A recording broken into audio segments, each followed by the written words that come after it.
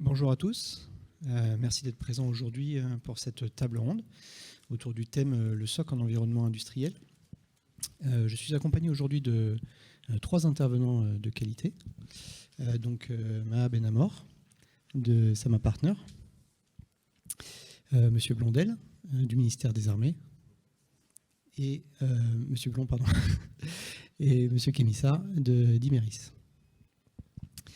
Donc on va traiter ce sujet à travers plusieurs thèmes. Et tout d'abord, j'aimerais commencer avec vous, Madame Benamor. Au niveau du SOC, est-ce qu'on peut dire qu'il y a aujourd'hui deux SOC différents, un SOC IT et un SOC OT, ou bien est-ce qu'on doit considérer un seul SOC? Qu'en pensez-vous? Merci, Monsieur Castagnier, d'avoir organisé cette table ronde. Merci donc pour la question. Nous, Sama Partner, une boîte allemande, on croit à l'existence d'un SOC IT-OT en même temps. Il n'y a pas un SOC OT.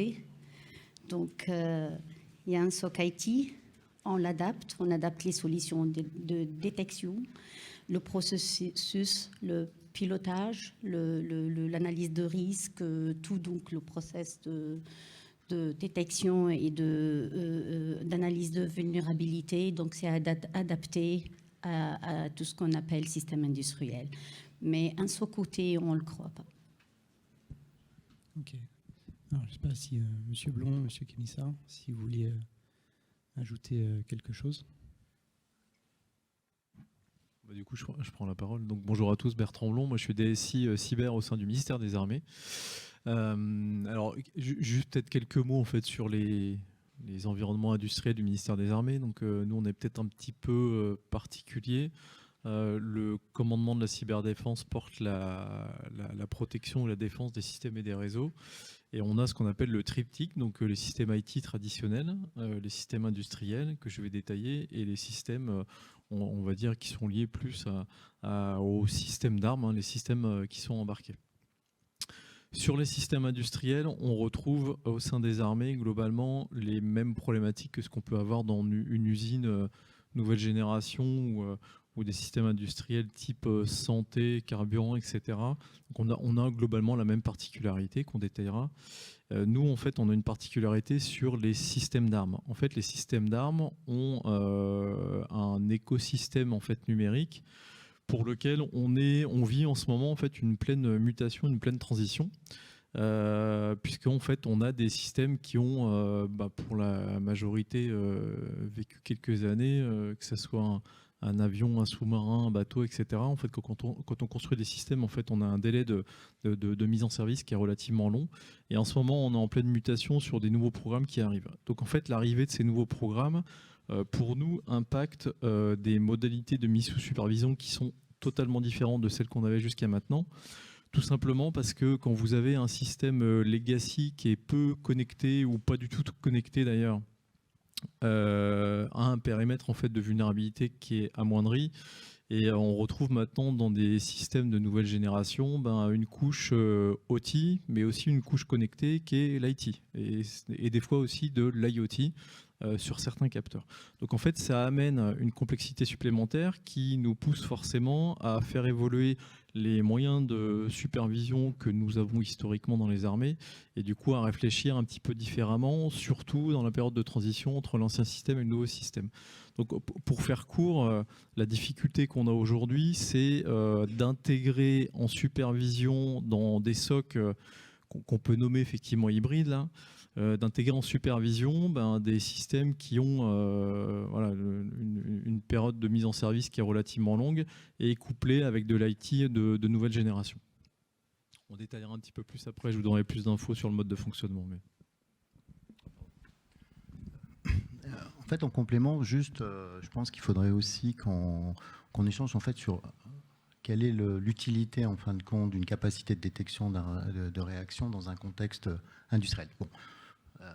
Dans le domaine IT, il n'y a pas de discussion. Bon, il faut développer cette capacité de détection et réaction pour réduire le temps de réaction. Mais dans le monde industriel, en fait, on amène de nouvelles contraintes qui est que en fait, la détection et la réaction devient d'une certaine manière une ultime solution dont on parlait des systèmes legacy qu'on ne sait pas modifier, qu'on ne sait pas faire évoluer parce qu'on est dans des systèmes type, on a encore du XP, du VAX VMS, des choses comme ça. Donc on a encore la supervision, finalement, va devenir l'arme ultime pour détecter une activité malveillante sur un réseau industriel. Ça, c'est la première chose, l'utilité.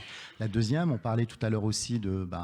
puisqu'on parlait de navires qui partent en mission, donc c'est le cas aussi dans une usine, on n'a pas les fenêtres de maintenance et les fenêtres de changement peuvent être très très longues. Donc pareil, sur cette période où on ne sait pas modifier un système parce qu'il produit ou en opération, à ce moment-là, on a besoin de capacité de détection-réaction comme, je dirais, une mesure compensatoire liée à ce manque de changement. Donc c'est important d'avoir ça en tête. Alors je parle un peu volontairement aussi de détection-réaction, parce qu'on parle d'industriel. En France, si on regarde la filière industrielle en France, c'est 251 000 à peu près entreprises. Toutes ne sont pas capables de se payer un SOC. Beaucoup, je dirais celles qui sont capables sur les 250 000, il y en a une petite centaine qui sont capables aujourd'hui, le 440 et les grosses entreprises, mais pour beaucoup, elles ne sont pas capables d'avoir un SOC. Déjà, pour certaines, elles ne peuvent même pas se payer un RSSI. Donc, il y a un vrai sujet sur le tissu industriel et comment il va développer ses capacités de détection et réaction. Et du coup, c'est là où un peu, il faut aussi... peut-être parler de SOC, mais aussi en même temps parler de détection-réaction pour intégrer, on va dire, ces acteurs industriels qui ne sont pas réglementés ou qui ne sont pas membres du 440. Ouais, je rajoute quelques petits éléments là pour compléter, mais en fait, faut bien être conscient que si on cherche à répliquer en termes de supervision ce qu'on a sur l'IT, sur l'OT, c'est pas possible. En fait, on peut pas faire de la supervision ni de la protection de la même manière sur l'OT que sur l'IT. Donc en fait, il faut trouver en fait des moyens complémentaires pour avoir un minimum de contrôle sur l'activité industrielle. Quelques chiffres. En fait, il faut bien être conscient, si on prend globalement tous les ABAC là, de l'année 2021, on a plus de 50% des attaques en milieu industriel qui étaient liées à, pas des vulnérabilités, mais des défauts de configuration. En fait, ça veut dire quoi? Ça veut dire qu'aujourd'hui, on a une complexité en fait, des systèmes industriels. Il y a peu de compétences sur le marché, il faut être très clair. Hein. Vous cherchez des gens qui ont des compétences cyber en IT, il n'y en a pas beaucoup en France. On a tous une pénurie. Et dans l'OT, il y en a encore moins. Donc, c'est une complexité. Ce qui fait qu'on a aujourd'hui des systèmes qui sont déployés. Moi, je parle des systèmes qui sont déployés en opération. J'ai parlé du legacy et il y a aussi des nouveaux systèmes qui sont déployés en ce moment. Et en fait, on a, c'est un peu bête de dire ça, mais un petit manque de compétences. Donc, ce qui fait que ce manque de compétences implique un manque de maîtrise, hein, c'est assez bête. Et donc, dans certains cas, un manque de maîtrise aussi technique des solutions et un manque de maîtrise en fait sur la configuration. Et quand on voit en fait que plus de la moitié des attaques sont liées justement à ces manques de configuration correcte, hein, ça va être des passwords par défaut, des plans de sécurité mal paramétrés, etc., etc. On est assez loin de la vulnérabilité qu'on a pu voir au FIC qui est exploitée par un attaquant. En fait, on n'est pas du tout sur ça aujourd'hui. Hein. On est vraiment sur des attaques assez basiques.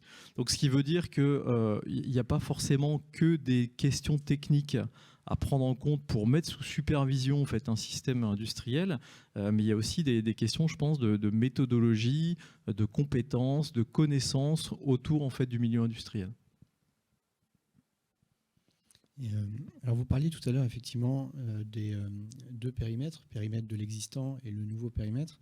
Alors les nouveaux périmètres, on peut imaginer que la sécurité est prise en compte dès le début du projet. En tout cas, c'est ce qu'on va espérer, en tout cas sur les industries 4.0. Mais sur l'existant, aujourd'hui, comment intégrer cet existant-là au périmètre de détection? Est-ce qu'on doit utiliser des systèmes qui existent aujourd'hui dans l'IT d'un point de vue technique ou même des procédures, ou bien est-ce qu'il faut inventer ou trouver quelque chose de spécifique à l'OT aujourd'hui? Sur ce périmètre-là, j'aime bien la slide suivante. Là. C'est bon ou pas? Je ne sais plus. Merci. En fait, là, on a repris... moi, j'aime bien utiliser Purdue comme base, on va dire, comme fond de carte pour échanger sur la partie industrielle. On parle beaucoup de système industriel et tout de suite, ce qu'on imagine, c'est qu'on est tout de suite dans l'outil de production, les actionneurs, les moteurs et tout. Mais il faut savoir aussi que si on voit tout de suite, ce que je dirais, on voit tout de suite le niveau, on va dire le niveau 1. Principalement et le niveau 2. Donc le niveau 2, c'est toute la partie automate, RTU et autres. Et le niveau 1, c'est vraiment les systèmes de terrain et ensuite la partie safety. Mais finalement, tous ces systèmes aujourd'hui, avec lorsqu'on arrive sur l'industrie 2.0, aujourd'hui, on a de plus en plus de composants IT. Ce que j'appelle moi dans mon vocabulaire l'industrial IT. On a des PC, enfin des serveurs, on a du stockage, on a de la virtualisation aujourd'hui, on a des tablettes, on a plein de choses qui sont connotées IT. Donc déjà, ces systèmes-là, on peut déjà les intégrer dans la supervision existante IT. Et du coup, ne serait-ce que l'intégrer dans la supervision IT, on arrive déjà à actionner tous les mécanismes de supervision qui ont été développés dans le monde IT et à l'adapter dans le monde OT.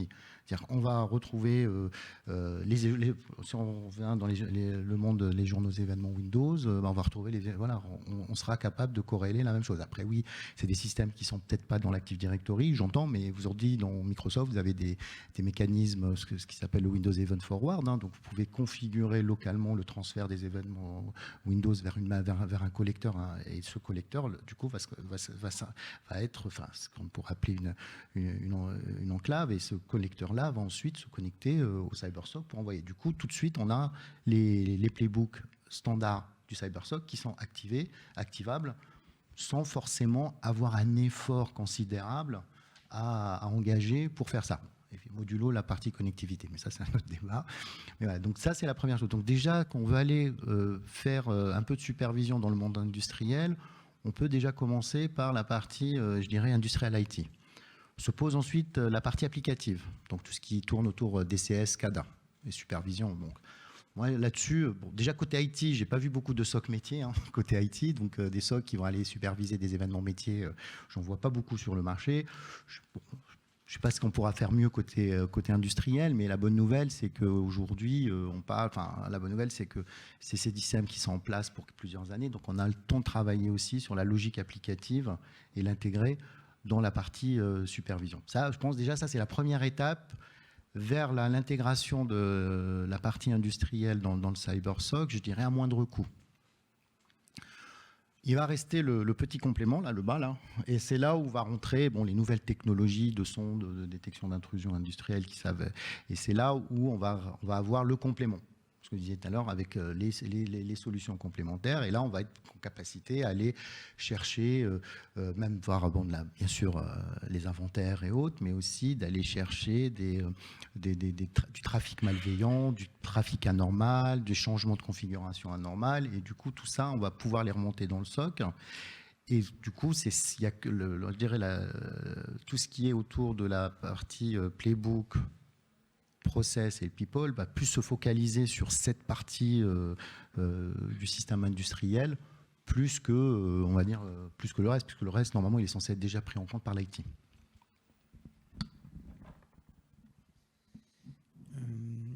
Concernant les données qu'on va pouvoir récolter dans le SOC, sur un SOC IT, on va dire un peu classique, on va plutôt se focaliser sur des scénarios de détection de fuite de données ou de pénétration, des choses comme ça.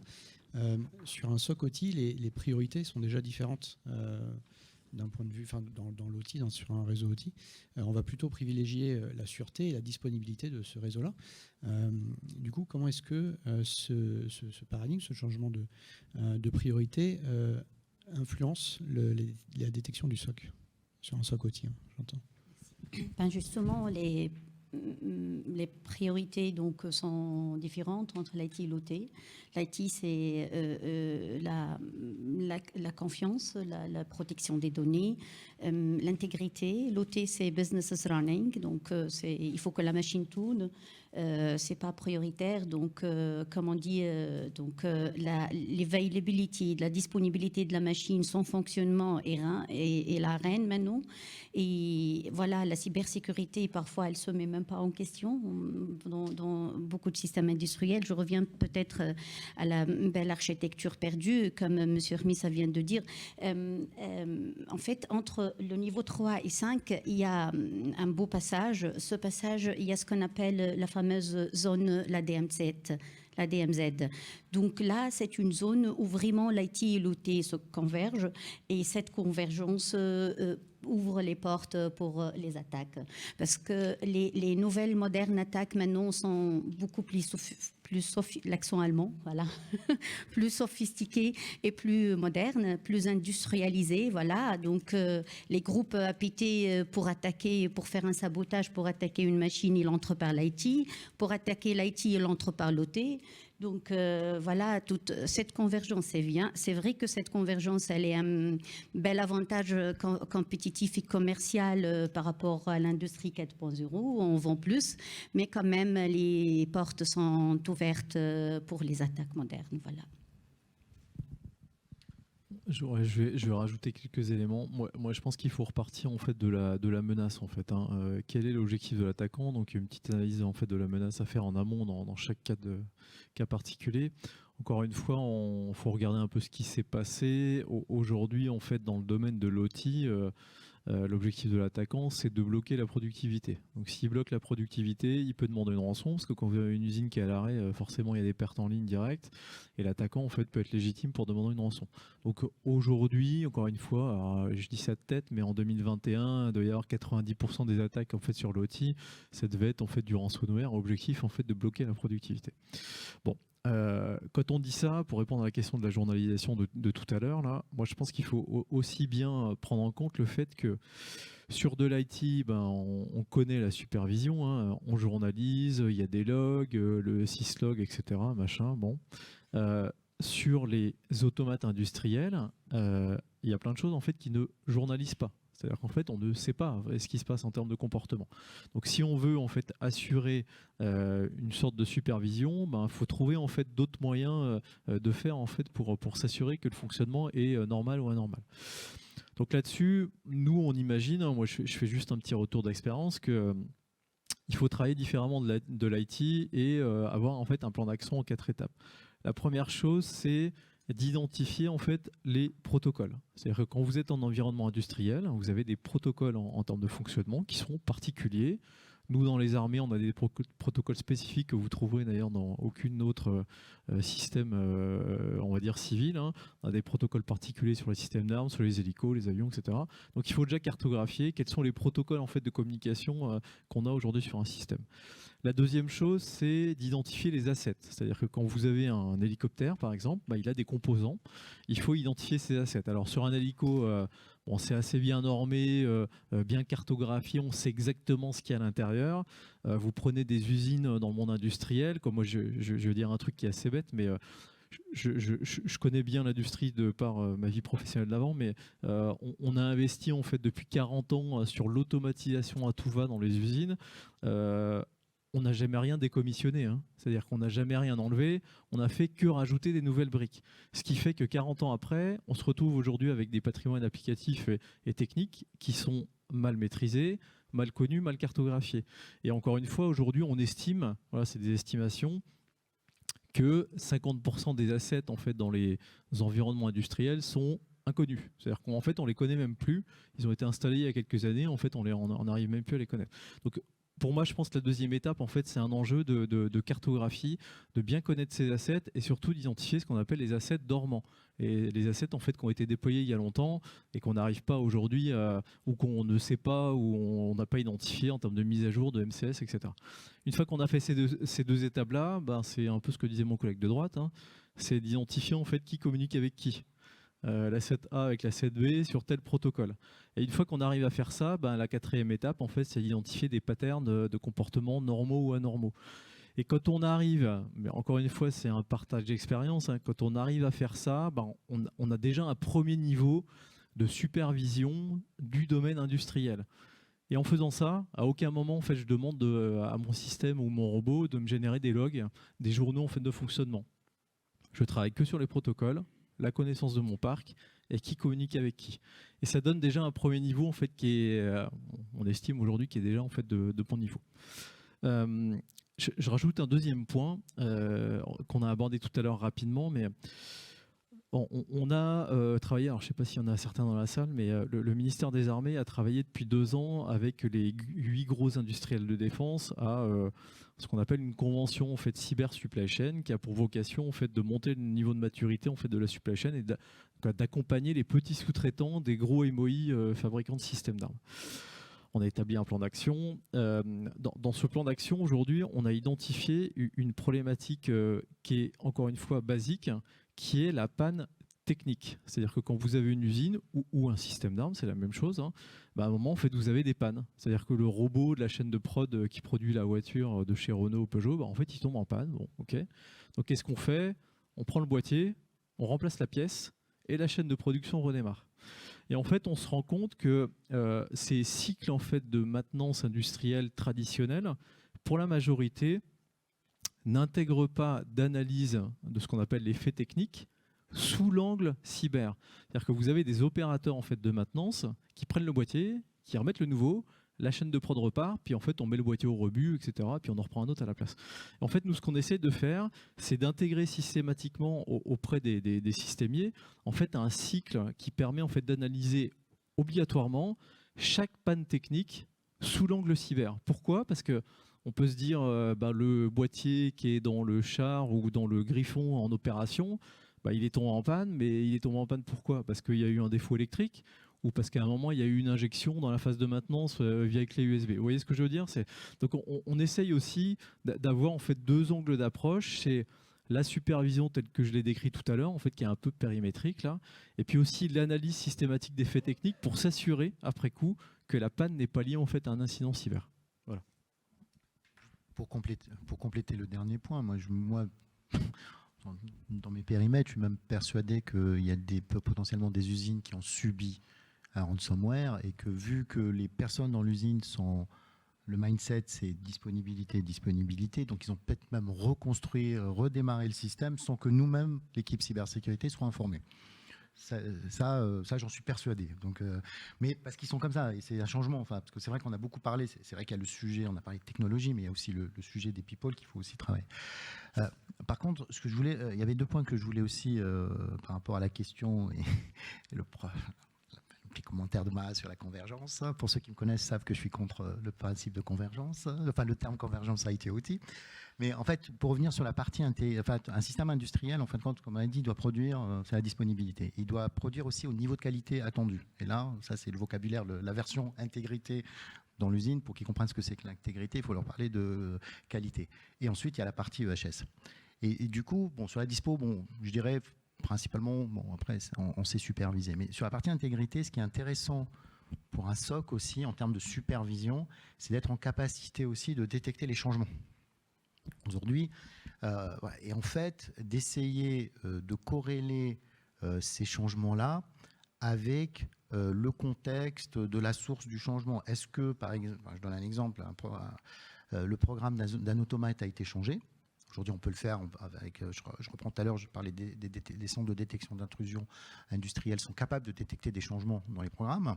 On a aussi d'autres solutions qui peuvent aussi faire lorsqu'ils font des backups de programmes d'automates, savent faire, j'appelle ça un peu le Git de l'industriel. Donc, ils sont capables aussi, entre 2 programmes, entre 2 backups, d'envoyer une alerte en disant attention, ce programme a changé, et il vous donne les lignes de code qui ont été changées. Là, typiquement, on est dans le cas de comment combattre Stuxnet. Là, c'est typiquement le cas d'usage. Donc, du coup, une fois qu'on a ces informations-là, on sait aussi, du coup, contextualiser et de dire bon, il y a eu un changement. Est-ce qu'il est planifié? Enfin, est-ce que c'est un changement qui est valide ou c'est un tiers personne? Et du coup, là, c'est là où on va rentrer dans finalement comment on va s'intégrer aux interfaces, à la maintenance, parce qu'on parlait tout à l'heure, on parle les contraintes d'un SOC dans un contexte industriel. Donc il faut aussi intégrer dans la corrélation tout ce qui est logique de maintenance, les périodes de maintenance des systèmes pour dire, ben voilà, le gars dans l'usine, il a planifié une opération de changement sur un automate de telle heure à telle heure. À ce moment-là, les alertes qui remontent du terrain disant que voilà, il y a eu changement de programme, c'est pas vraiment une alerte, il y a pas besoin, parce que c'est de la maintenance. Donc il y a ça aussi, parce qu'en fait, l'objectif aussi, dans les contraintes aussi, c'est important, c'est que, alors moi j'entends beaucoup des super experts, cabinets de conseil spécialisés dans l'outil ou d'autres, expliquer oui, il vous faut un correspondant SSI dans l'usine. Super. Ok. Un correspondant SSI, ça veut strictement rien dire. Donc pour moi, ça n'a rien. Enfin, les gens dans les usines, ils sont pas là pour faire de la SSI, c'est pas leur job. Et en plus, correspondant, ça veut dire quoi? Ça veut dire que c'est un rôle. Enfin, il va avoir quelque chose. Il est ni objectifs dessus. Ce n'est pas dans son job descriptif. Ce n'est pas dans son contrat. Ça veut dire automatiquement que le truc va passer à la trappe. Donc, ce qui fait que le problème qui va se poser à ce moment-là, lorsqu'on a le SOC, il va inonder les gens dans les usines. C'est ça le problème qui se pose en contrainte. Et donc, il va inonder ce pauvre correspondant SSI qui n'a rien demandé parce qu'il passait dans le couloir et son chef lui a dit « c'est toi le correspondant SSI, tu sais ce que c'est qu'un PC, c'est bien ». Et c'est pour ça qu'il faut plus orienter la partie SOC, enfin dire réaction, vers ce que j'appelle moi plutôt, j'aime bien employer le terme plutôt des sachants, c'est-à-dire des gens qui sont capables de répondre à une question simple, c'est quoi cet équipement, qu'est-ce qui a été fait ici et c'est quoi son usage. Et à partir de là, on déroule le playbook. Et du coup, et l'objectif ici, c'est encore une fois, enfin, pas encore une fois, mais là, l'objectif, c'est de dire, on détecte vite les changements, on est capable rapidement d'aller poser la bonne question au bon gars pour lui dire, ce changement, est-ce qu'il est normal ou pas? Et en fonction de cette réponse-là, on dit, on est en incident ou pas. Donc ça, c'est des contraintes qu'il faut bien comprendre et qu'on n'a pas dans le monde IT. C'est ça aussi la partie un peu spécifique qu'on a dans la partie industrielle pour gérer, on va dire, la partie intégrité. Après, sur la partie EHS, c'est là où on va rentrer, ce que j'avais cité en introduction, la partie supervision au sens métier. Et c'est là où il faut commencer à aller chercher les événements qui sont générés par des composants industriels qui pilotent des mélangeurs de produits chimiques. Et c'est là où le rôle des équipementiers est important. C'est-à-dire qu'aujourd'hui, les équipementiers, il faut aussi qu'ils fournissent... Enfin, ils ont un rôle à jouer dans cette équation. Il faut qu'ils fournissent, des solutions qui sont prêtes à être aussi supervisables, excusez du terme. Tout à l'heure, j'étais avec un équipementier. Ils ont une division service d'un côté qui ne parle jamais avec la division produit. Donc, en gros, c'est le même équipementier, mais j'ai deux interlocuteurs différents. Moi, je ne veux pas entendre ça, quoi. Enfin, moi, vous êtes équipementier, vous me fournissez les solutions, vous sécurisez déjà ce que vous nous vendez, et ensuite, on discutera sur la partie... Donc, pour moi, voilà, il y a un vrai sujet de quelle position des équipementiers doivent avoir dans la partie supervision et aussi, du coup, réaction aussi. Ouais, je fais juste une petite parenthèse, mais sur ce point-là, pour donner un petit retour d'expérience de notre côté. En fait, nous, on n'est pas trop inquiets sur les nouveaux systèmes qui vont être livrés. C'est-à-dire qu'on travaille avec les industriels. On a défini, voilà, pour être transparent, des espèces de closiers en fait, de ce qu'on veut attendre dans le cadre d'une livraison. Alors, c'est l'hygiène de livraison, c'est la journalisation, etc. Donc, moi, je ne suis pas trop inquiet sur les nouveaux systèmes qui vont arriver. Moi, ce qui m'inquiète, en fait, c'est le legacy, que j'en ai parlé tout à l'heure. En fait, dans le monde industriel, on a vraiment des cycles de développement qui sont vraiment très, très longs. Et il y a des choses qu'on a aujourd'hui, probablement quand je travaillerai plus au Minard, ils seront toujours en opération. Et moi, c'est surtout cette partie-là qui m'inquiète. Voilà. Donc, le sujet sur lequel nous, on essaie de se focus en ce moment, c'est de trouver en fait des moyens pour assurer un minimum de contrôle des opérations. Je me répète un peu, je l'ai dit tout à l'heure, mais sur en fait l'OT, l'IT, l'IoT interconnectés ensemble, qui va en fait nous amener encore quelques années derrière. Pour le futur, on y a travaillé. Je pense qu'on n'a pas été forcément très mauvais pour le faire. On a travaillé avec les industriels et je pense que ça devrait le faire. L'inquiétude, c'est vraiment sur l'existant aujourd'hui. D'où tout ce que j'ai décrit tout à l'heure. C'est ça qui est bien quand on s'appelle ministère des Armées. On a ce luxe-là, malheureusement. Ce que je dis, non, mais c'est vrai. Non, mais ce que j'ai dit en introduction, en plus, c'est même pas pour le but, mais par rapport à ce que je viens de dire maintenant. Mais c'est vrai que ça a fait l'introduction, c'est que tout le monde n'a pas le même poids vis-à-vis des équipementiers. Ça, c'est important. Moi, Imerys, on est, c'est que 240 unités de production dans le monde. Pour un équipementier, on est personne. Du coup, notre avis ne compte quasiment pas. C'est-à-dire qu'on demande, quand l'équipementier fournisseur de supervision nous dit à partir de maintenant, non, vous n'installez pas de DR, sinon vous perdez le support sur votre solution. On est tout seul. On n'a pas, et ils le font ça avec tous. Après, bon, il faut qu'aussi, nous aussi, de notre côté filière industrielle, côté RSSI filière industrielle, qu'on monte au créneau auprès aussi des équipementiers et des fournisseurs de solutions. Mais il y a ce sujet aussi. C'est-à-dire que nous, encore une fois, c'est qu'une centaine d'entreprises industrielles en France qui sont capables de monter au créneau vis-à-vis d'un équipementier pour que les nouveaux systèmes répondent à des besoins minimums. On ne demande pas la lune, hein. Je demande juste l'automate, on change le mot de passe, il n'y a pas besoin de redémarrer l'automate, quoi. C'est bête ce que je demande, mais pas plus que ça. Voilà, ça, c'est des choses basiques qu'on fait dans l'IT depuis des années, qui sont toujours, enfin, ça vient, hein, je ne vais pas être méchant, ça vient dans les nouvelles gammes d'automates. Mais pour arriver à ça, enfin, il y a des discussions, enfin, il faut discuter longtemps et il y a le poids des organisations. Ça, c'est un premier point. Après, oui, j'ai oublié de reprendre tout à l'heure le sujet de la convergence. En fait, moi, je pense que la cyber n'a pas de place dans le discours de la convergence IT-OT. Pour ça, j'ai deux arguments. Le premier, c'est que de toute façon, on doit sécuriser un système qui soit convergé ou pas. Bon, ça, c'est la première chose. Donc, du coup, moi, c'est pour ça que quand je dis j'y crois pas, bon, je caricature, c'est mon côté un peu méditerranéen, mais pour moi, j'y crois pas parce que ça n'a pas de débat. La cyber, moi, le système, que ce soit convergé ou pas, je dois le sécuriser, je dois le superviser. Ça, c'est la première chose. Et la deuxième chose, la convergence IT-OT aussi, c'est pas une problématique technologique, c'est une problématique de process et de people. C'est-à-dire, finalement, est-ce que l'IT va gérer ce que j'ai appelé tout à l'heure l'industrial IT? Donc, ça veut dire qu'on va transférer les responsabilités. Donc, ça, c'est que du people, hein, des process et des people. Et du coup, côté industriel, les gars, ils perdent le contrôle sur les systèmes et ils se disent, si je perds le contrôle, je ne suis pas capable d'assurer le maintien en condition opérationnelle et la disponibilité de mon système. Et du coup, nous, en tant que responsable cyber, s'intégrer dans ce débat-là, il n'y a pas de sens parce que de toute façon, moi je l'ai vécu, après même on peut devenir aussi, la cyber peut être utilisée par l'un et l'autre pour garder son précaré. Et du coup, moi je ne rentre pas dans ce débat. Moi je dis, vous êtes convergés, je sécurise, on vous intègre dans le SOC avec vos process convergés. Si vous n'êtes pas convergés, eh ben on fera avec et on intégrera, on sécurisera et on intégrera dans le SOC. C'est pour ça que je suis assez sur la partie convergence, j'aime pas trop employer ce terme-là. Juste pour votre info, je suis sûre que vous avez cette info. ISA, donc Information System Automation de USA, vient de sortir son livre blanc. Elle croit aussi à la convergence. Et Ils ont droit, mais moi j'ai le droit aussi. Oui. La convergence, je ne dis pas qu'elle n'existe pas. Je veux dire, elle a pas la cyber. Enfin, la cyber ne doit pas rentrer dans le débat de la convergence. Oui. C'est ce que je dis. Ça, c'est vrai. De toute façon, la convergence en elle-même, c'est le titre de notre table ronde, c'est un challenge, donc c'est un défi. Et il faut vraiment, voilà. Mais par contre, je vous joins dans la partie people parce que Cyber Security, retour en expérience de notre boîte en Allemagne, c'est Cyber Security Culture.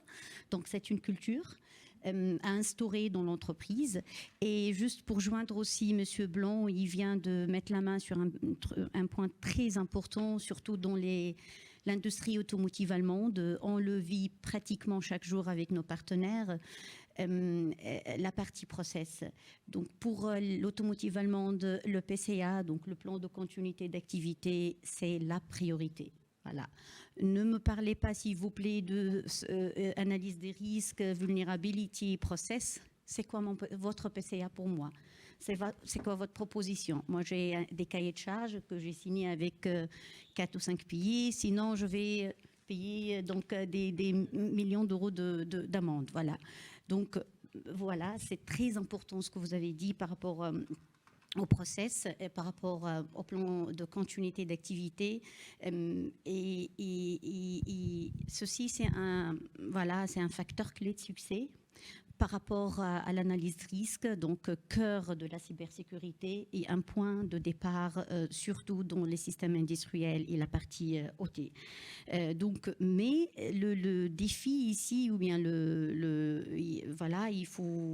problème ici, il faut travailler un plan d'alerte et un processus d'alerte et définir un plan d'alerte et processus d'alerte un peu efficace ou bien efficace, et surtout le vérifier exactement en continuité, et ça aidera l'unité cyberdéfense de l'entreprise ou bien du SOC, et ça va aider donc la partie donc gestion de crise. Voilà.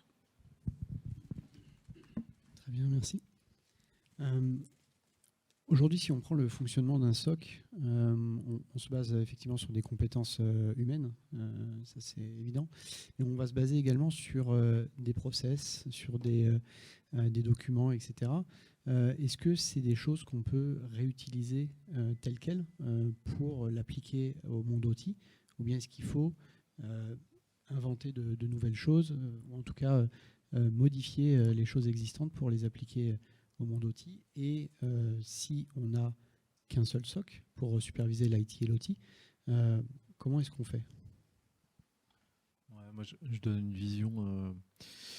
Dans tous les cas, je pense qu'il faut bien partir du principe où les équipes SOC ne peuvent pas tout faire. Donc en fait, les équipes SOC, elles sont contraintes sur un périmètre d'action, elles font la supervision, elles ont des playbooks, elles ont des process qui sont organisés. Pour moi, qu'elles supervisent de l'OT, de l'IT, de l'IoT, et puis demain de l'IIoT, quoi, je veux dire, peu importe, en fait, tout ça c'est organisé, c'est tracé, chacun a sa mission, etc. Je pense qu'il ne faut pas confondre ce qu'on demande à un SOC en termes de compétences et ce qu'on demande en fait à des équipes métiers. Et je reviens sur ce qu'on disait tout à l'heure. Nous, en fait, on part du principe que le SOC a sa mission. Pour exécuter sa mission, il doit systématiquement avoir un point de contact métier au sein de la structure qu'il doit superviser. Donc sur l'OT, l'IT ou ce que vous voulez, en fait, c'est exactement la même chose. À un moment, le SOC il fait la détection, il détecte des comportements anormaux, événements, alertes, incidents, tout le monde connaît cette terminologie. Quand il a ces alertes, à un moment, il doit les qualifier. Donc pour les qualifier, il n'est pas seul à avoir les éléments de réponse. Donc il a ses process. Pour moi, c'est probablement les mêmes pour répondre à la question. Par contre, pour faire sa phase de qualification, il a besoin d'informations et souvent, c'est des infos métiers. Et le SOC, on ne peut pas lui demander d'avoir ces infos métiers. Il repose systématiquement en fait, sur des personnes en fait, qui sont les sachants du système qui est en supervision. C'est pour ça qu'au sein des armées, nous, on a bien séparé en fait, ces deux variables-là, bien séparé les missions, mais on demande systématiquement, quand on met sous supervision un système, d'avoir en fait, des personnes qui sont désignées. Alors, ce n'est pas forcément le correspondant SSI du coin, hein, c'est pas celui-là. Hein. C'est le gars qui connaît en fait, comment fonctionne le système et à qui on va pouvoir lui poser des questions pour savoir si le fonctionnement il est normal ou anormal. C'est comme ça en fait, qu'on a organisé aujourd'hui les choses. Je dirais même un peu plus loin, c'est-à-dire que alors, on le fait beaucoup dans le monde IT, mais ça marche dans certains contextes. Mais pour moi, il faut vraiment bien séparer les activités de détection et de réaction. C'est deux choses différentes. Le SOC, déjà, il est là pour détecter, donner un premier niveau de contextualisation. Et là, tout à l'heure, la partie inventaire, elle est super importante, parce que ça va enrichir en fait finalement l'événement, c'est-à-dire que surtout avec l'outillage qu'on a aujourd'hui, avec l'automatisation, on remonte une IP et finalement à partir de cette IP, si on a un inventaire à jour avec un contenu riche, et c'est de dire c'est quoi l'équipement, sa localisation dans l'usine, sa fonction, sa criticité, est-ce qu'il y a quelqu'un qui se connecte à distance cela, est-ce qu'il y a un tiers qui se connecte à distance à cet équipement. Si on a déjà toutes ces informations, là c'est le Graal, hein, je dis pas que j'y suis, hein, mais voilà, j'ai le droit, Noël c'est dans 6 mois, mais j'essaie un peu aussi de projeter quand même l'avenir. Là il faut qu'on ait vraiment une base d'inventaire riche avec des informations qui vont... C'est pour ça que j'ai pas employé le terme CMDB, parce qu'elle est assez limitée dans sa définition pure au terme ITSM, mais vraiment d'avoir un inventaire très riche de connaissances sur les équipements, d'avoir du coup l'événement, l'enrichir, le contextualiser, le présenter justement à l'équipe React. Et c'est là l'équipe React qui doit être aussi composée de personnes de métier. Alors c'est pas, quand je dis équipe React de réaction, ça veut pas dire un vrai CSIRT, hein. C'est pas une équipe dédiée à ça. On a aussi des CSIRT distribués, c'est-à-dire qu'on active à la demande et qui sont des personnes clairement identifiées dans différentes activités. Donc ça c'est les CSIRT distribués. Et donc il faut aussi avoir cette capacité de créer cette équipe de réaction qui est capable rapidement de contextualiser et aussi d'avoir informé. Parce qu'en fait, le challenge, il est tout de suite informer l'usine et d'avoir l'action la plus rapide dans l'usine. Mais et malheureusement aujourd'hui, à court terme, la seule action qu'on a de disponible, parce qu'on n'a pas encore les outils disponibles, parce que pas encore, par exemple, validés par les éditeurs, c'est mon combat du moment, hein, donc c'est pour ça. Donc aujourd'hui, le seul levier qu'on a, on isole une usine. C'est tout ce qu'on a aujourd'hui à court terme à faire, c'est qu'on isole l'usine du reste du monde et on essaye de voir après ce qui se passe et les dégâts. Donc ça nécessite quoi aussi, et ça c'est aussi une contrainte du SOC qu'il faut prendre en compte, c'est-à-dire qu'il faut comprendre aussi quelle est la conséquence de l'isolation d'une usine. Enfin, par exemple, moi, je pousse un concept qui est qu'une usine doit pouvoir fonctionner en totale autonomie si elle est isolée. Alors là, en disant ça, j'ai cassé tous les projets Industrie 4.0, les trucs cloud et tout. Là, ça y est, l'usine s'arrête. Mais il faut que l'usine se dote d'une capacité aussi de fonctionner en totale autonomie. Parce que voilà, on peut aussi isoler des usines, pas parce qu'elles sont compromises, mais surtout pour qu'elles ne soient pas compromises. Donc il y a ça. Donc c'est important aussi de bien comprendre quelles sont les conséquences on va dire d'une activité de réaction sur une usine. Et la première qu'on fait aujourd'hui, c'est l'isolation d'une usine. Donc quelles sont les dépendances avec les autres systèmes? Est-ce qu'elle est capable? Voilà. Donc ça, c'est très important à voir, on va dire, dans l'équipe. Alors la question qui va se poser, est-ce que c'est côté réac ou côté détect, ça c'est après ça en fonction des organisations, parce que là c'est spécifique à chaque entreprise. Alors, il y a un point intéressant au niveau de la réaction. Alors, vous aviez bien souligné que l'activité primaire du SOC, c'est d'abord la détection. Aujourd'hui, le SOC sur un SOC classique, on a quand même des circuits qui sont relativement balisés. S'il y a un tel type d'événement, tel type d'alerte, alors il y a une réaction qui est normalement à peu près connue. Enfin, on sait en tout cas à quelle équipe desktop, l'équipe réseau, etc. s'adresser. Là, sur un monde OT, c'est plus compliqué parce que si on part sur des profils de sachants qui font partie du SOC, qui sont des profils relativement classiques, ils n'auront pas, comme on l'a souligné tout à l'heure, cette connaissance forcément extensive sur le métier et devront s'adresser à une tierce personne. Simplement, la tierce personne, je me mets à sa place, elle est devant sa chaîne de production, la chaîne marche très bien, et quelqu'un l'appelle pour lui dire là, il faut faire quelque chose, il faut prendre une décision, on a détecté quelque chose. Comment est-ce que ce dialogue peut s'établir? Comment est-ce qu'il y a un transfert de connaissances sur le court terme, sur le long terme, à faire une sensibilisation pour justement que cette connaissance sécurité imprègne un peu les équipes métiers? La cyber security culture, donc la culture d'entreprise, c'est bien de l'instaurer dans toute la culture d'entreprise, de favoriser l'environnement OT aussi. Il est censé faire cyber security training, donc des formations en la matière. C'est vrai que l'OT, SOC OT analyste, c'était ça votre question, donc c'est un peu difficile de le trouver de nos jours. Si vous en trouvez, vous le dites. Oui, voilà. Donc, de toute façon, c'est ça le défi aussi. Mais peut-être par rapport à la tierce personne, nous, on a toujours recommandé et conseillé nos partenaires de faire deux points importants. Donc, la première, un processus d'alerte et de notification.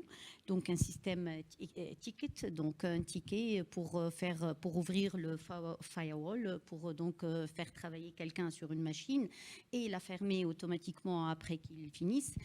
Et ça facilite donc la partie justement détection. S'il y a une donnée donc sur la com du SOC et au même temps il n'y a pas de ticket, donc il y a deux possibilités, deux alternatives, ou attaque physique ou bien à distance, ou donc un oubli.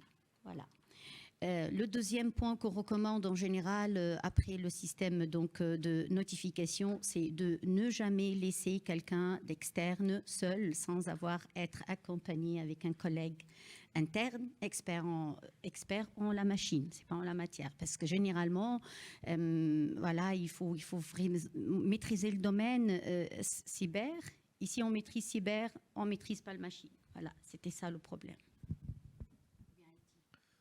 Moi, je rajoute un petit élément. On a parlé du plan de continuité d'activité, puis de l'arrêt de l'activité d'une usine. Bon, moi, je pense qu'il y a un triptyque, c'est-à-dire qu'à un moment, il y a le SOC qui fait la détection. On va contacter le métier pour savoir s'il constate quelque chose, et il constate rien. Lui, il dit tout va bien.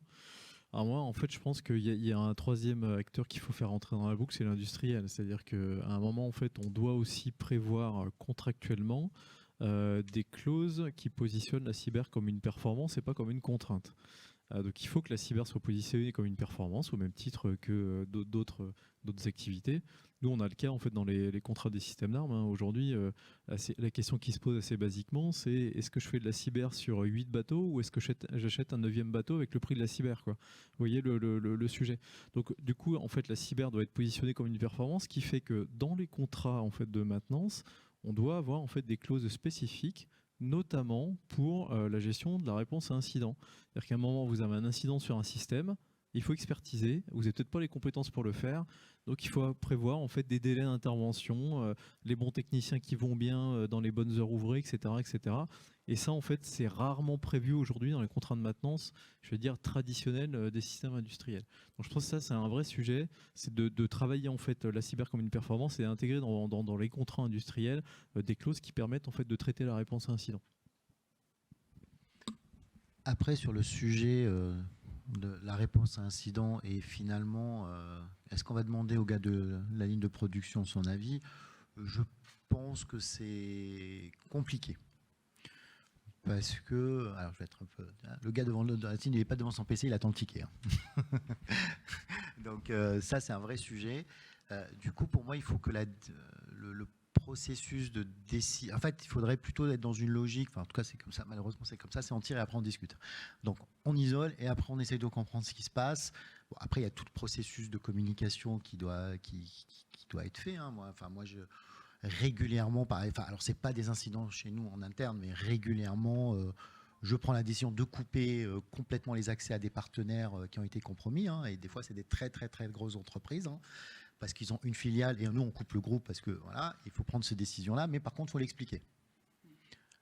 Voilà, donc et ça c'est très important et il faut connaître les gens. Il faut connaître les gens et c'est pour ça que alors peut-être on part un petit peu à côté du sujet, mais c'est vrai qu'avoir des expertises OT qui connaissent le monde industriel de l'entreprise, c'est super important. Notamment dans l'équipe CyberSOC. Alors ça peut ne pas être du niveau 1, niveau 2, mais peut-être du niveau 3. Les experts, il faudrait que ce soit des gens dédiés OT. Ça, c'est super important, parce qu'ils vont avoir la connaissance, ils vont savoir qui contacter, qui prévenir. Les gens de l'IT, déjà qui ont du mal à connaître les gens de l'IT, donc on ne va pas leur demander en plus d'aller chercher des choses côté OT. Donc il faut des équipes dédiées côté CyberSOC qui vont être capables rapidement de faire, alors je dirais du triage, mais c'est la partie triage métier, et de rerouter la demande vers les bons interlocuteurs. Ça, c'est super important. Alors, on a parlé beaucoup de challenges là, autour du SOC, environnement industriel. Si on regarde, pour terminer, au niveau des avantages que peut procurer un SOC industriel, on a effectivement la vue du SOC sous l'angle cybersécurité, mais on peut l'avoir également sous l'angle métier, on l'avait évoqué en début de discussion. Est-ce que ça ne peut pas être justement un avantage et quelque chose qui va permettre de vendre, entre guillemets, le SOC et permettre son développement et son installation pérenne au sein de l'OT?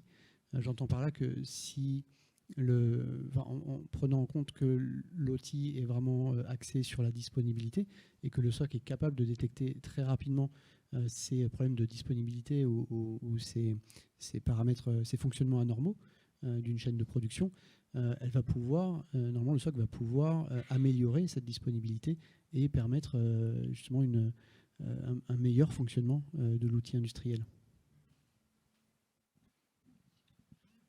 Ouais, alors bon, moi je partage pas forcément l'avis. En fait, je sais pas si c'est au SOC en fait de juger de la disponibilité ou pas d'un système en fait. En fait, le SOC il va détecter encore une fois des événements, qui va qualifier. Après l'impact opérationnel, en fait, c'est pas lui qui va le donner. Le SOC il fait pas l'impact opérationnel.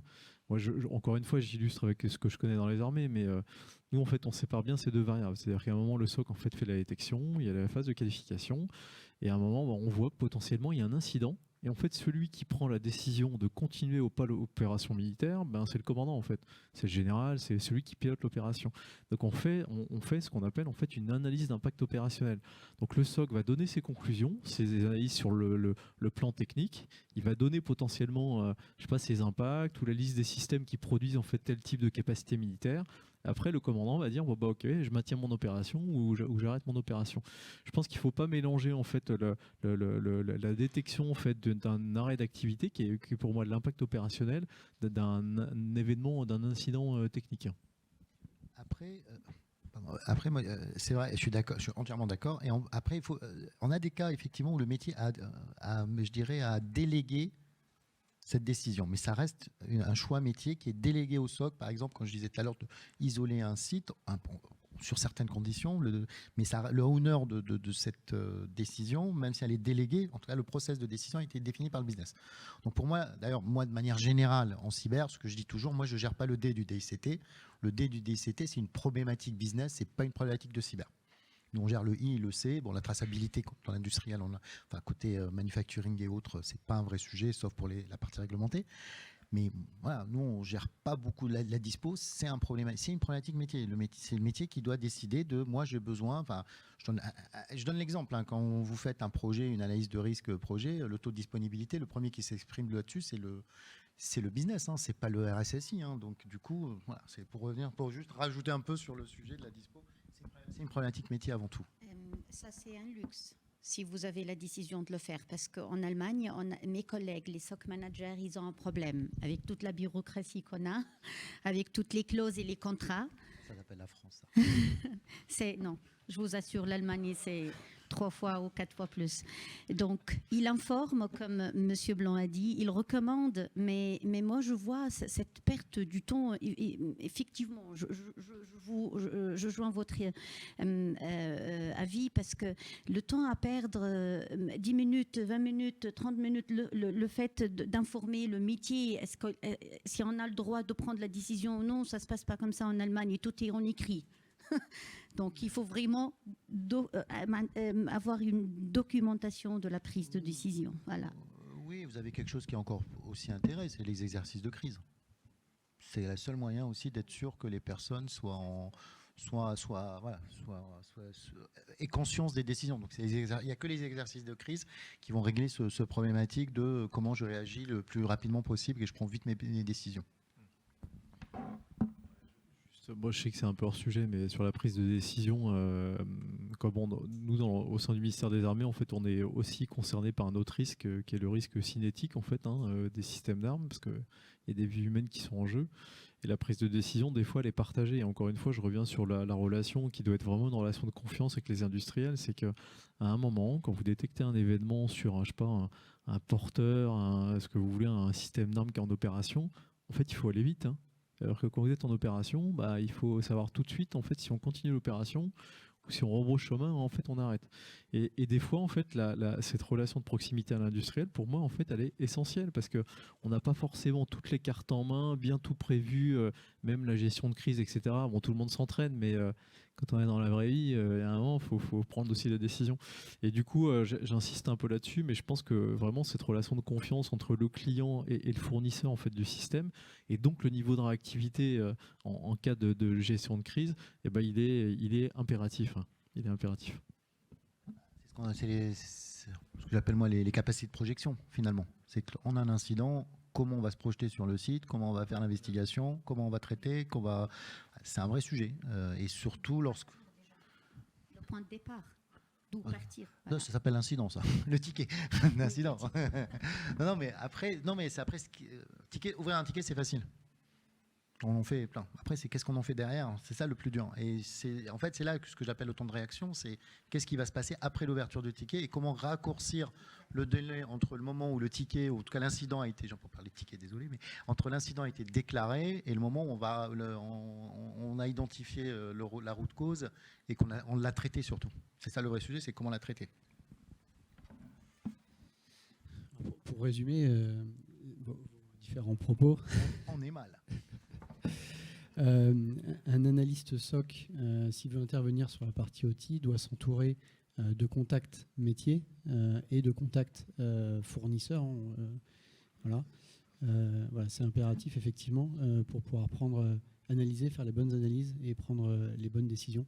Là où aujourd'hui on a des analystes SOC IT classiques qui parlent à d'autres équipes IT qui sont un peu isolées effectivement. Mais il faut vraiment que ça soit planifié en fait en amont, hein. C'est-à-dire que le bon contrat industriel, la bonne personne identifiée, en fait, il faut que ces process-là soient écrits.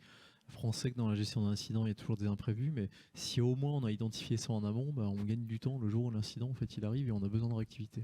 C'est pour ça que je parle délibérément de CSIRT. Hein. Donc les équipes CSIRT, encore une fois, ça peut ne pas être des équipes dédiées. Hein. Ça peut être aussi des équipes externes avec des appuis aussi des équipes et autres. Mais il faut réfléchir les process de l'équipe CSIRT, les process. Pour ça, faut regarder le site du FIRST qui est très bien là-dessus puisque c'est l'autorité mondiale en CSIRT, donc il donne vraiment des vrais guides de comment mettre en place des CSIRT avec ces modèles centralisés, distribués et tout, et c'est ça qui en fait finalement le SOC, enfin moi c'est comme ça que je suis en train de réfléchir avec la discussion qu'on a eue, finalement le SOC, ce qui est vraiment structurant dans le SOC, c'est pas tant la détection, c'est la réaction, c'est comme ça que je suis en train d'analyser nos discussions. Parfait, merci à tous les trois. On va passer aux questions. Est-ce qu'il y a des questions dans le public?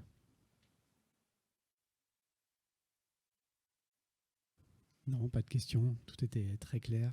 Si.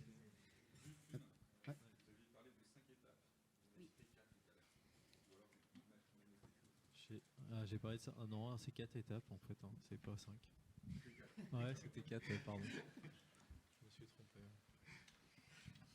Non, bah après, voilà, c'était un partage d'expérience. Encore une fois, je me répète un peu, mais moi, ma question de fond, mon vrai sujet en fait dans le domaine industriel, c'est pas ce qui va se passer dans les prochains achats, les prochaines livraisons, parce que je pense, peut-être que je me trompe, mais je pense qu'on ne sera pas mauvais. On ne devrait pas être mauvais. Je pense que tout le monde a un niveau de maturité maintenant qui commence à être intéressant.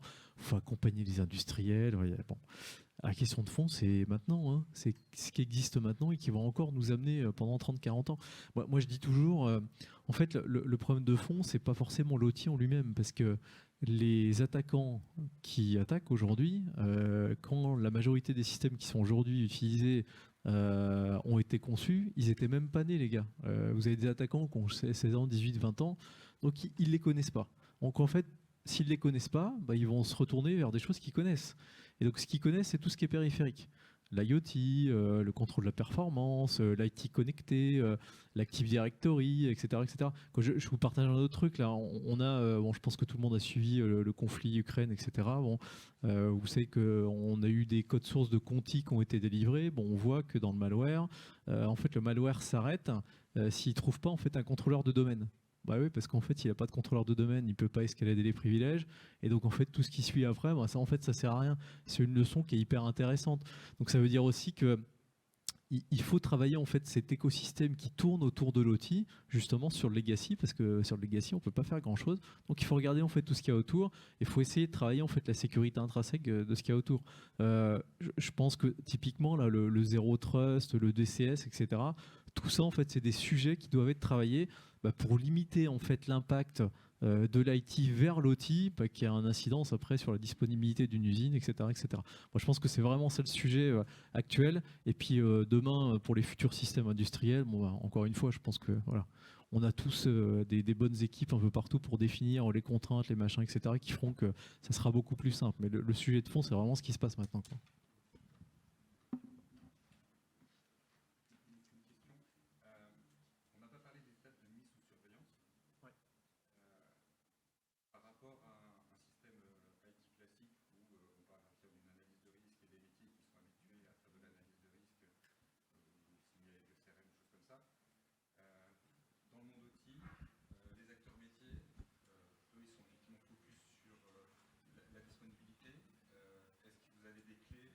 Ah ouais, alors vous l'avez, ils l'ont en fait. Ils l'ont, ça s'appelle une analyse de sûreté de fonctionnement. C'est juste, donc en fait, lorsqu'on conçoit un système industriel, on doit faire une analyse de c'est des méthodes ASOP. Enfin, en fait, c'est exactement événement redouté, blablabla, mais juste, ça parle plutôt du monde physique. Et du coup, par contre, l'avantage des analyses de sûreté de fonctionnement, c'est que vous avez la liste des événements redoutés dedans. par rapport à l'usine, je ne sais pas, par exemple, je sais pas moi, projection, produits chimiques dans l'eau. Vous avez les événements redoutés. Après, faut juste, là, après le challenge, c'est juste comment ramener ces événements redoutés physiques et les mettre en lien avec l'outil de production et la prod. Mais vous l'avez en fait dans l'absolu, une grande partie. Il faut juste trouver la bonne personne qui a fait l'analyse de sûreté de fonctionnement. Il y a ça. Un événement physique. En fait, là, on va sur un sujet, mais finalement, l'impact de l'arrêt d'une production, c'est comment? Vous avez la perte financière, vous l'avez. Bon, en plus, dans une usine, c'est très facile à trouver. Vous allez voir le gars qui gère le contrat d'assurance de l'usine, c'est quoi la perte d'exploitation, c'est l'assurance dommage, hein, c'est pas cyber, hein, vraiment l'assurance dommage. Il va vous donner la valorisation de la perte d'exploitation sur 12 mois. Parce qu'en fait, l'assurance dommage, qu'est-ce qu'elle fait? C'est qu'elle part du principe que vous perdez l'usine, donc c'est le coût de reconstruction de l'usine sur 12 mois, donc ils vont vous rembourser ce que vous avez perdu. Donc vous ramenez ça à 1 mois, qui est aujourd'hui la durée moyenne de reconstruction d'un système d'information. Donc vous avez la perte d'exploitation associée à un système, à un arrêt de la production, sur le volet financier. Vous avez l'image et le legal, bon, ça c'est facile à trouver. Et après, vous avez la partie EHS. Et la EHS, c'est la partie environnement, hygiène et sécurité au sens des personnes. Et ça, vous allez voir avec les personnes qui gèrent l'EHS dans l'usine, ou dans l'organisation, ils sont capables de vous... Alors soit, comme j'ai dit tout à l'heure, via l'analyse de sûreté de fonctionnement, mais ils vont vous donner aussi les impacts de l'usine en termes sur les personnes et l'environnement. Et là, vous avez les inputs pour la partie événements redoutés de votre analyse de risque. Ça répond à la question ?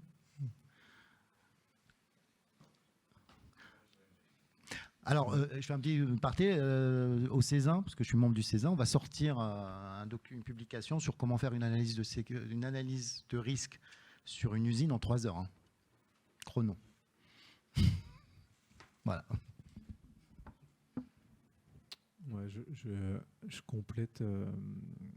Donc, il y a effectivement l'analyse de risque. Après, il ne faut pas que l'analyse de risque, en fait, ça soit lié à simplement une mise en conformité ou une homologation, quoi. Nous, on croit beaucoup à l'analyse de risque évolutive et quasiment en temps réel, en fait, parce que l'analyse de risque, elle ne doit pas être faite one shot juste pour passer devant une commission puis lancer l'opération. Elle doit être faite parce qu'il faut contrer, en fait, des menaces potentielles. Pour la question de la mise sous supervision, moi, je pense qu'il faut résumer ça. De l'OT, je parle à 3 choses. C'est connaître, ce que je disais tout à l'heure. En fait, dire je vais superviser un outil industriel, c'est pas comme je vais superviser un serveur. Il ne faut pas partir de ce principe-là. Donc, c'est connaître ces assets, les sécuriser. J'ai parlé tout à l'heure des mots de passe par défaut, des erreurs de configuration, etc. Et puis contrôler qui communique avec qui, segmenter, le zéro trust, etc. Et je pense que si déjà, en fait, on arrive à faire ça bien, en fait, c'est déjà pas mal. Voilà. Et on peut gérer le fameux legacy dont je parlais tout à l'heure. C'est déjà, à mon avis, le triptyque important à mettre en place. En fait, bon, j'avais parlé de ça lors de mon intervention l'année dernière. Déjà, si un truc tout bête pour commencer à sécuriser une usine, vous placez déjà un firewall. Alors, c'est très technique, j'assume, moi, j'ai pas de souci avec ça. Mais ça va amener quoi, le firewall? Du coup, là, vous allez commencer à travailler sur les règles de sécurité de votre firewall. Donc, vous allez commencer à vous poser des questions de pourquoi, c'est quoi cet asset qui veut discuter avec cet asset. Donc, vous avez déjà commencé à aller sur la visibilité, comprendre la visibilité. Ça va aussi, vous allez avoir aussi, du coup, vous allez mettre sous supervision ce firewall avec des règles de flux que vous avez bien établies. Ça va vous amener d'autres choses. C'est vrai qu'on en a très peu parlé. C'est tout ce qui est accès distant, et notamment par les tiers. Donc, du coup, avec ce firewall, puisque normalement, vous êtes censé faire la dernière règle, Ani, un drop, et non pas accept, comme beaucoup le font, mais à partir de là, les ouvertures de flux, vous avez commencé à discuter avec les métiers, pourquoi lui il a accès, c'est qui ce fournisseur, à quoi il se connecte. Et donc c'est une autre façon aussi, sans avoir forcément des sondes ou des hauts, déjà d'ouvrir le débat. Et ensuite, je reviens sur ce que je disais tout à l'heure, le firewall, c'est aussi aujourd'hui, par défaut, on isole l'usine. Donc, si vous n'avez pas de firewall dans l'usine, c'est même pas la peine d'essayer d'avancer, de sécuriser une usine. Faut arrêter. C'est la première brique, c'est ça. Parce qu'après, ça va aussi leverager la DMZ industrielle, ça va amener beaucoup de choses. Et du coup, la mise sous supervision, c'est peut-être déjà de mettre sous supervision le périmétrique et le firewall d'entrée d'usine, quoi. Merci. Je ne sais pas s'il y a d'autres questions. Très bien. Merci à vous. Peut-être moi, j'ajoute Oui. un petit mot Allez-y. résumé. Donc, à mon avis, à notre avis, l'IT, il doit apprendre à contrôler ou bien à lire, parce qu'elles ne parlent pas, les machines. Elles sont obsolètes, hétérogènes, même datées plus que de 30 ans. Problème de log. Plusieurs problèmes qui se présentent. Donc l'IT il doit parler OT et l'OT doit parler IT pour trouver une solution. Voilà, dans le SOC. C'est pour cette raison que j'ai regardé comme ça. Très bien. Merci à vous et bonne journée à tous.